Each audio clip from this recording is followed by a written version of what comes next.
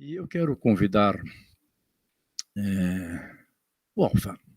Alfa, vem cá, meu irmão.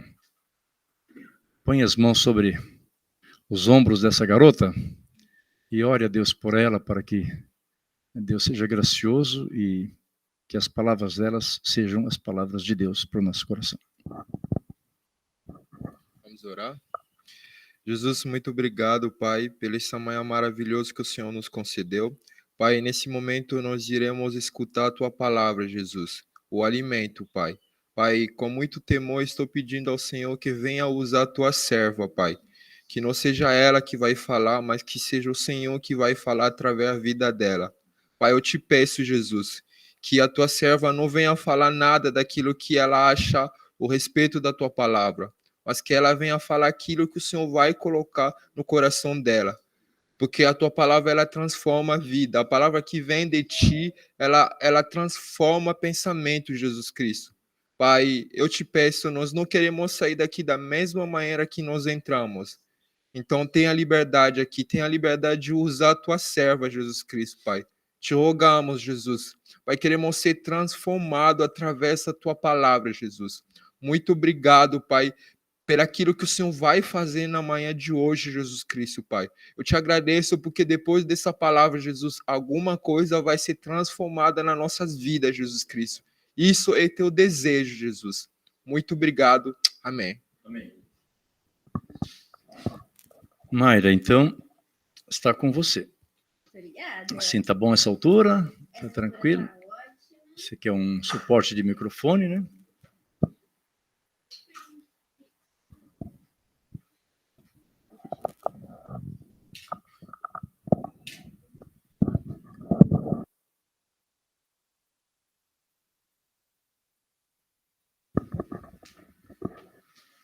Vou pegar uma água que eu já estou agora com sede.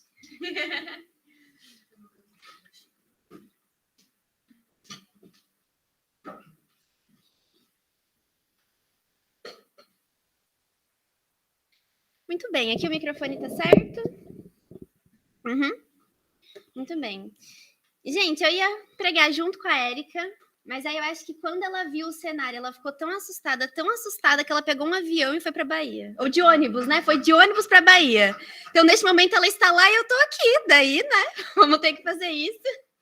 A contribuição dela hoje foi levantar todos os problemas, porque a gente planejou junto a pregação, e arrumar as cadeiras. Então, mesmo estando na Bahia, ela fez o favor de arrumar o espaço pra gente.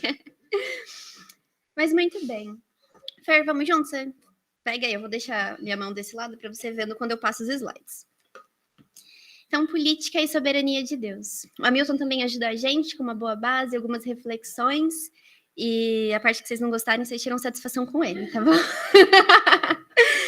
Mas muito bem, eu vou então começar fazendo uma abordagem dos dois conceitos que estão aí dentro, a parte da política e da soberania.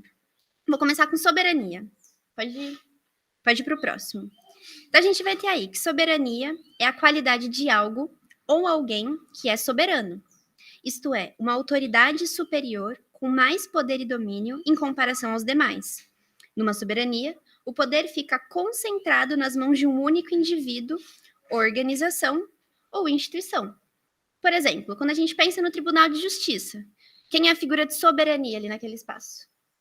Mais perto aqui? O juiz. Ele vai ser o soberano na instância das leis. Ou então, quando a gente pensa, de fato, nas nações. A gente não pensa em uma nação soberana quando ela é colônia de um outro estado terceiro. Quando ela não tem independência no seu território interno, onde não é ela mesma que decide a forma com que as coisas vão acontecer ou como seus cidadãos serão tratados. Então, essa nação, sob o domínio de outra, não tem a sua soberania. Mas e aí no âmbito religioso? Como é que fica isso? No âmbito religioso, a soberania de Deus representa o seu poder máximo e absoluto sobre todas as coisas existentes na Terra, de acordo com a maioria das crenças religiosas. Até se a gente pegar uma visão de uma religião politeísta ou panteísta, até entre eles parece que o negócio funciona bem. Tipo, esse aqui é o meu território.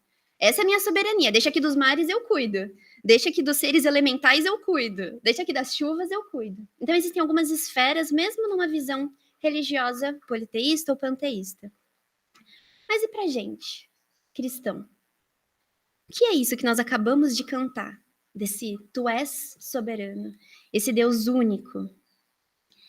Deus é o soberano, o rei, a autoridade suprema sobre tudo que existe e acontece.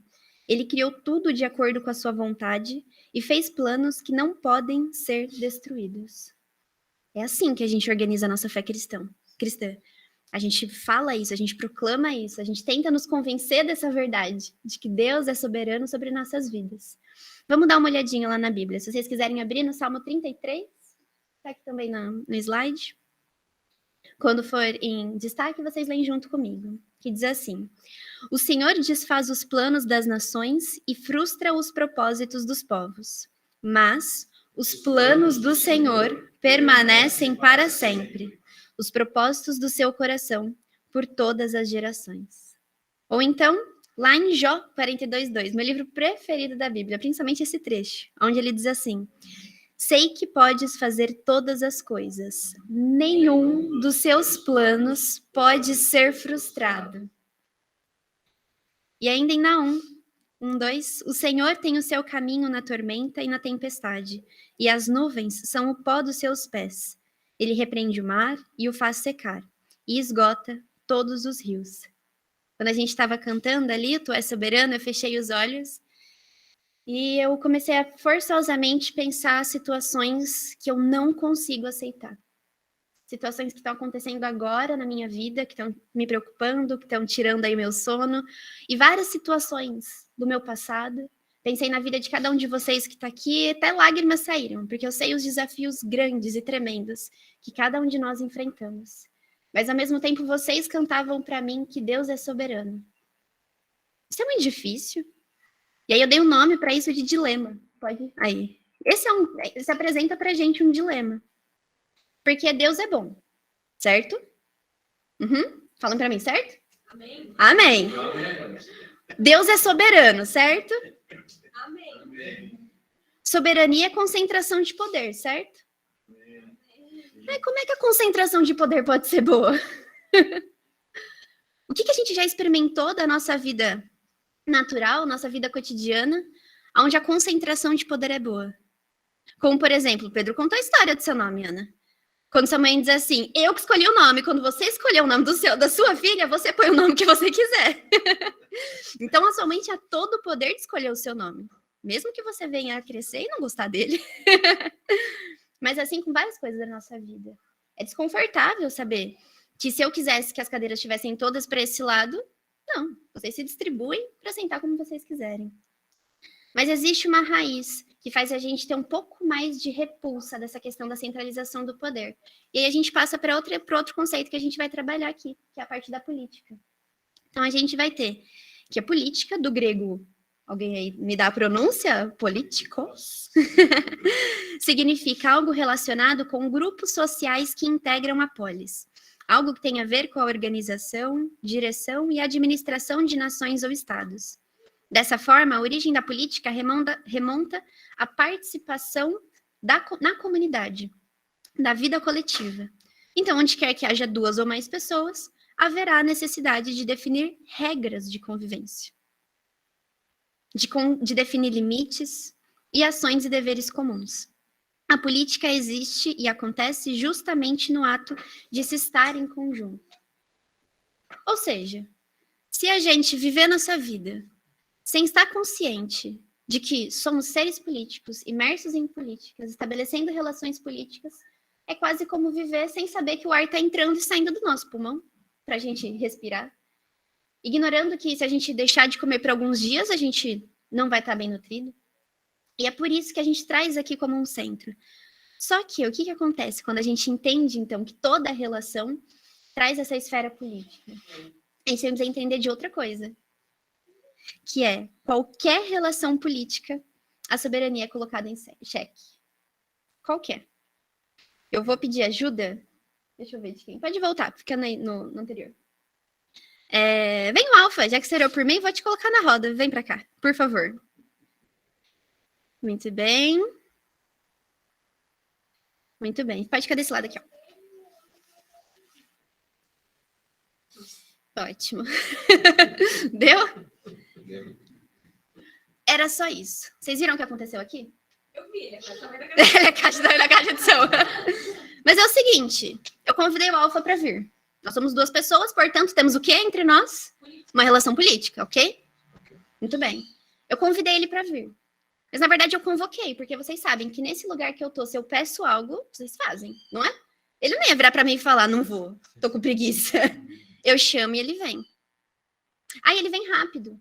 Se ele viesse devagarinho, se ele viesse dando pirueta, tem alguma esfera de soberania aqui, coletiva, que diz que seria estranho. E o Alfa não quer ser estranho. Então ele vem andando. E aí ele chegou aqui desse lado, eu falei, não, fica desse lado.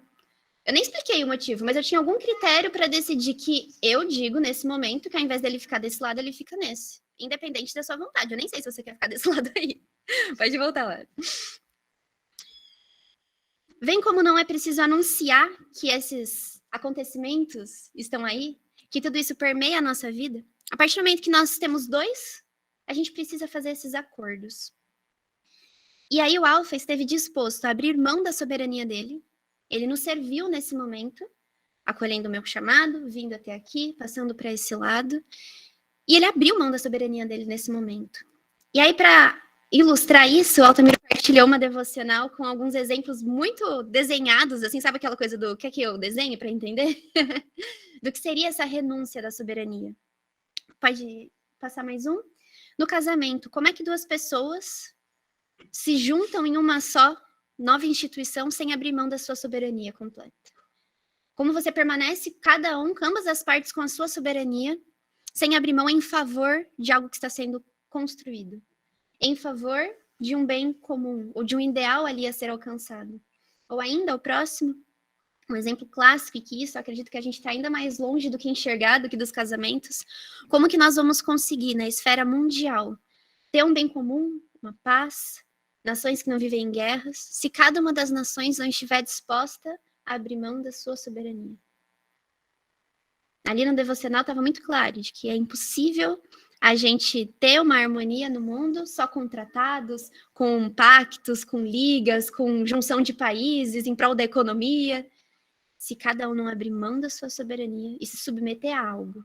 E aí eu pergunto, do nosso relacionamento com Deus, como vocês acham que seria possível se relacionar com Deus único e soberano se nós não abrirmos mão da nossa suposta frágil soberania?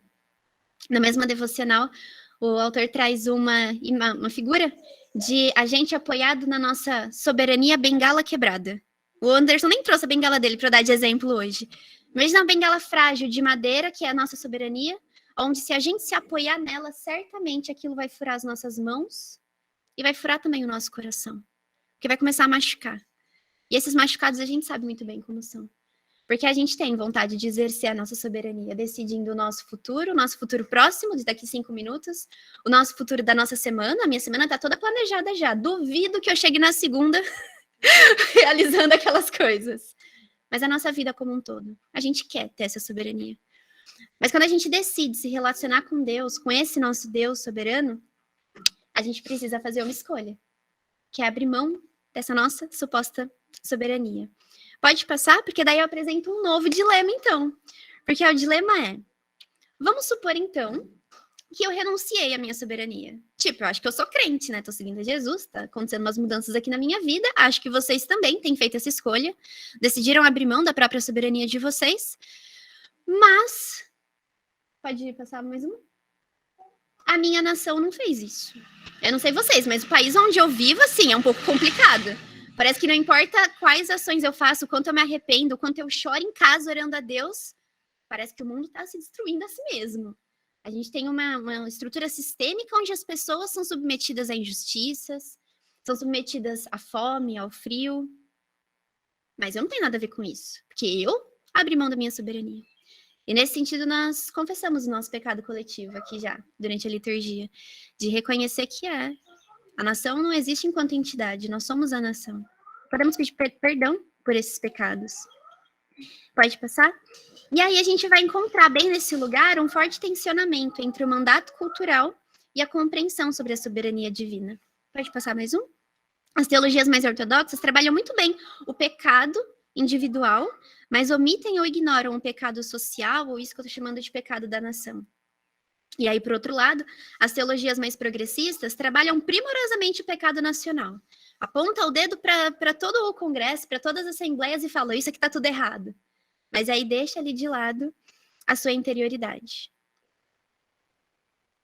Só que mesmo assim, parece que mesmo nesse contexto, Deus ainda é soberano.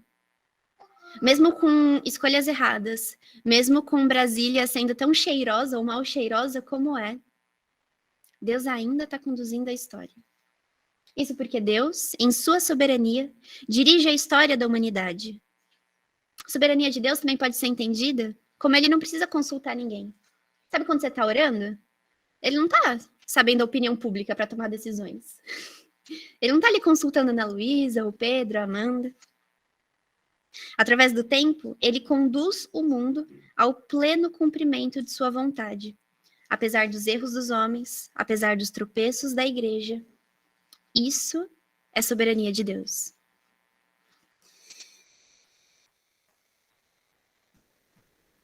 Eu já estou indo para o final. Eu nem pedi para alguém cuidar do tempo hoje, porque acho que vai ser breve, para não ser tão dolorido. Mas tem ainda algumas considerações bem longas, bem profundas, porque elas implicam em questões muito práticas da nossa vida, dos nossos corações.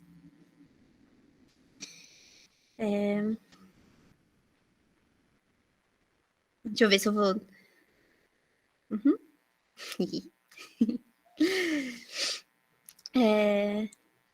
Nessas tensões, quando a gente vê ali, né? Então, se a gente vai priorizar esse pecado da nação, esse pecado interno, existe essa tensão, e o que é que a gente aqui na Céu faz? Pode voltar, deixa só nas considerações.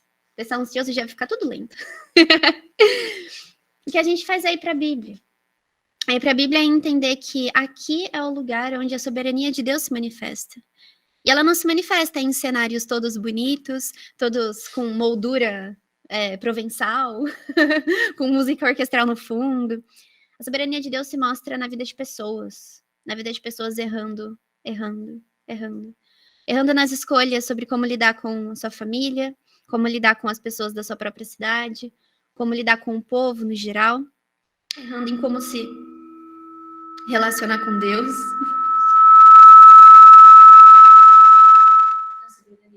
A soberania do sol. Eu posso seguir minha vida? Tá bom. E aí cada um pensa aí quais são as histórias bíblicas que mais te impactam, quais são os erros que mais te inconformam, mas se a gente pensar desde Gênesis, a gente pode ver ali Adão e Eva, a gente pode ver a Torre de Babel, eu acho aquilo ali cômico, porque eu me vejo naquilo. Eu me vejo dia a dia construindo tijolo por tijolo um prédio para chegar até Deus. Só que também vejo Deus já olhando para a Torre de Babel e falando que acham que estão fazendo. Mas é esse mesmo erro que eu cometo todos os dias. Enfim, a gente pode olhar vários exemplos ali, mas tem um que é muito ilustrativo para a gente preencher a nossa série da política nossa de cada dia. É que tem uma votação democrática muito importante na Bíblia. Vocês sabem qual é? A mais emblemática? Quando o povo é consultado? A crucificação. Dentro da soberania de Deus, diante do povo, existiria uma forma de libertar Jesus daquela situação. E o povo é consultado. E ali é colocada a pergunta, escolha um candidato. Podia ser urna eletrônica na época, né? Talvez ia ser mais fácil ali de dar uma organizada. Ia ter uns santinhos no chão. Mas eles podiam escolher entre libertar Jesus e libertar Barrabás. Ali mostra muito bem o erro do povo. Porque nós sabemos, pelas escrituras, que Jesus era aquele sacrifício perfeito, que nunca tinha cometido um pecado. O julgamento anterior eram as pessoas tentando achar um pelo no ovo para julgar Jesus, mas não tinha. Mas mesmo assim, diante da possibilidade do voto, o povo errou. Mas vocês sabem me responder o e se o povo tivesse escolhido Jesus? E se o povo tivesse escolhido Jesus, não ia ter tido crucificação? Então, não podem ser frustrados. Então, é dentro e inserido no erro do povo que até a soberania de Deus se manifesta. E isso tira muito peso das nossas costas. Não, graças a Deus. Não porque agora você vai começar a optar necessariamente pelas escolhas erradas, mas é porque mesmo você se esforçando e eu me esforçando para tomar as decisões certas, nós vamos errar. E aí sim, eu vou fazer essas considerações. A primeira é que o nosso problema em fazer escolhas evidencia a soberania de Deus. Eu gosto muito dessa passagem em 1 Coríntios 13, onde tem aquela super poética e romântica, o pessoal acha, descrição entre duas pessoas, quando na verdade é uma caracterização, é quase um relatório de quais são os atributos de Deus, quais são os atributos desse amor. E aí tem uma parte que me toca muito, que é, mas vocês agora conhecem em parte. Tudo isso, todo esse amor que eu tô falando, desiste, você não vai entender. Não tem como, a gente só vai conhecer em parte. Sabem o que isso significa também? Que a gente não conhece nem os critérios para escolher. É como se alguém falasse assim, eu vou lá para Aparecida do Norte. Qual estrada eu pego? Eu não sei. Eu não sei, não saberia dizer. Não sei que critério usar, não sei nem que mapa olhar. Posso jogar no Maps, ele vai dar a rota completa. Mas sabem? Ou se eu precisar escolher qual que é o material que eu vou subir uma outra parede na céu. Não faço ideia, pergunta pro Fernando. Porque ele sabe os critérios corretos. Mas a questão é que a gente desconhece todos os critérios de todas as coisas. Isso escapa das nossas mãos, mas isso não escapa da soberania de Deus. E é por isso que quando eu falo aqui, que durante o tempo que a gente estava cantando, eu tentei lembrar de muitas coisas, e não é tão difícil lembrar dessas coisas, que eu não me conformo, que eu não entendo, que eu olho, mas que eu enxergo em parte. Eu olho a parte que me machucou, eu olho a parte que me frustrou, eu olho a parte que me feriu, e a parte que é diferente do que eu queria. Mas Deus, Ele sim conhece o todo. Ele sim conhece o completo. E uma vez que eu decido abrir mão da minha soberania para estar na soberania de Deus, para confiar na soberania de Deus, não valeria também esse passo de entender que até essas dores, ou talvez principalmente essas dores, é o que nos exercita no relacionamento com Ele, que nos exercita na nossa fé, que nos desenvolve na caminhada, que nos transforma mais parecidos com Jesus? Eu arrisco dizer que sim. Eu arrisco dizer que abraçar esse entendimento de que nós temos dificuldade em escolher é deixar a soberania de Deus se alargar em nossas vidas. Amém? Mais um é que nós, enquanto indivíduos, não só temos dificuldade em escolher, mas que a gente escolhe errado. A gente escolhe errado. Eu nunca tive a oportunidade de construir uma parede, então eu nunca escolhi errado um tijolo para uma parede. Mas das minhas escolhas, deixa eu colocar o casaco errado, porque eu tô com mais calor do que eu queria estar sentindo agora. Mas você consegue lembrar de alguma escolha errada que você já fez na sua vida? Você consegue lembrar de alguma escolha errada que talvez você já fez esse ano? Ou talvez hoje? Ou daqui a pouco? A gente faz essas escolhas erradas. E a igreja também faz escolhas erradas. Isso aqui eu peguei ali do anúncio do Hamilton, do que ele tinha estruturado, sobre a igreja cristã ter apoiado o nazismo na Alemanha de Hitler. A igreja reformada na África do Sul nunca ter condenado o regime do apartheid. E hoje? 2022. E hoje, no nosso cenário eleitoral? E hoje, na nossa política brasileira? Qual já tem sido, ou qual virá a ser, o erro da nossa nação? Nós somos cordeiros nas mãos dos políticos? E quanto à missão profética da igreja de proclamar o reino dos céus, dizer que Deus não pode concordar com a opressão, a fome e a injustiça? Em Deuteronômio a gente encontra Deus ofertando para a gente a possibilidade da escolha e o fardo do erro, onde ele já diz assim: vejam que hoje ponho diante de vocês vida e prosperidade, ou morte e destruição. Pode passar para o próximo. Porque isso evidencia, isso contrasta com uma pergunta muito séria. Será que verdadeiramente renunciamos à nossa soberania em favor da soberania de Deus? Em Gálatas 6, 7 e 8, não erreis. Deus não se deixe escarnecer, porque tudo que o homem semear, isso também ceifará. Porque o que semeia na sua carne, da carne ceifará a corrupção. Mas o que semeia no Espírito, do Espírito ceifará a vida eterna. Será que no nosso coração a gente tem um candidato ou um partido de estimação? Um lugar cativo, uma cadeira imutável, onde, independente da soberania de Deus, independente do direcionamento que Ele nos der, a gente não considera outro? Ou será que quando a gente conversa com as pessoas, quando a gente ouve as opiniões políticas de alguém, a gente tem tanta convicção das nossas convicções, do nosso caminho, da nossa soberania, que a gente nem escuta ou nem considera o que o outro tem a dizer? Talvez algo que Deus possa revelar no seu coração e que vai vir através da experiência do outro, através do conhecimento que o outro tem, das concepções que o outro tem.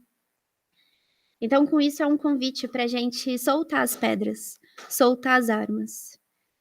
Entrar nesse período que a gente está entrando aqui, né? Sinalizando com essa série, com um coração realmente temente, não a nossa soberania, mas a soberania de Deus.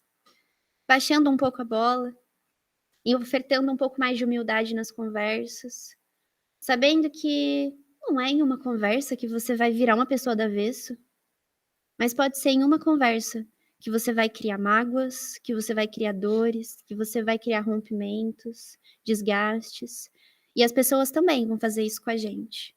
E quanto mais a gente estiver empolgado e com as vendas nos nossos olhos dos nossos posicionamentos, mais a gente tende a se machucar. Mais feridos nós vamos sair de novo dessas eleições. E eu não creio que, como povo de Deus, a gente está sendo chamado a isso. Para sair com dores pessoais, unhas quebradas, relacionamentos mal resolvidos. A gente tem algo muito maior para fazer. A gente tem algo muito maior a anunciar do que o candidato a ser votado. A gente tem um evangelho. A gente tem corações sangrando. Corações com buracos enormes, onde só a medida de Cristo vai realmente sanar. E por fim, a gente vai lá para Filipenses. Esse é o último mesmo. E eu queria que a gente terminasse feliz, porque, né, eu falei, essa conversa não é muito tranquila. Mas é que, independente do resultado das eleições, Deus vai continuar sendo soberano. Não há o que um político possa fazer no poder que vá quebrar a soberania de Deus. Eu garanto isso para vocês. Porque se o outro vencer, ou se o seu vencer, Deus é soberano. E ele continua conduzindo a história para o clímax. Ele continua conduzindo todos nós à sua perfeita vontade. Lá em Filipenses 2. Para que, ao nome de Jesus, se dobre todo o joelho dos que estão nos céus e na terra e debaixo da terra, e toda a língua confesse que Jesus Cristo é o Senhor, para a glória de Deus Pai. Esse é o final. Todos o confessarão. Jesus é o Senhor. Os homens, os anjos e os demônios. Este será o clímax da história da humanidade. E aí sim, a gente chega na maior e mais plena compreensão desse título de hoje, da política e soberania de Deus. Mesmo com esse cenário de pessoas, porque em última instância o voto é isso, é uma escolha. É uma escolha. E eu convido, eu afronto vocês, eu incentivo vocês a fazer essa escolha sob a soberania de Deus. E aquietem o coração. Isso é difícil, porque é difícil até quando eu queria por decisões pequenas que a minha vontade fosse feita e ela não é. Quem dirá se a gente vê o resultado de uma eleição, era a minha vontade que eu queria que fosse feita e não foi. Mas eu concluo aqui com o profeta Jeremias, quando ele diz assim: e procurai a paz da cidade, para onde vos fiz transportar em cativeiro, e orai por ela ao Senhor, porque na sua paz vós tereis paz. Amém? Vamos orar. Senhor, nós oramos a Ti, Pai, nos colocamos na Tua presença, com os nossos joelhos dobrados e confessando que o Senhor é soberano, que o Senhor é Rei, que o Senhor Jesus é Salvador de nossas vidas. Somos gratos a Ti, Pai, porque nos resgataste, porque pagou um alto preço por nós quando ainda éramos pecadores. E ainda mais agora, o Senhor. O Senhor é Deus conosco. Por isso somos gratos. Pedimos, Pai, que dentro de nossos corações a Tua luz alcance os lugares mais obscuros, os lugares mais sombrios onde a nossa soberania ainda reina. Quebra nossas bengalas, Senhor, antes que elas se quebrem sozinhas. Recolhe as nossas lágrimas nas tuas mãos, que teu Espírito seja o nosso consolo para cada escolha que fazemos, para cada erro que cometemos. E diante desse cenário das eleições, Pai, eu te peço sinceramente, dê paz ao nosso coração. Que a sua soberania seja de fato o que nos conduz nesse momento e em toda a nossa vida. E que em meio a tudo isso, Pai, o teu nome seja glorificado, o teu nome seja exaltado. É em nome do teu Filho Jesus que oramos. Amém.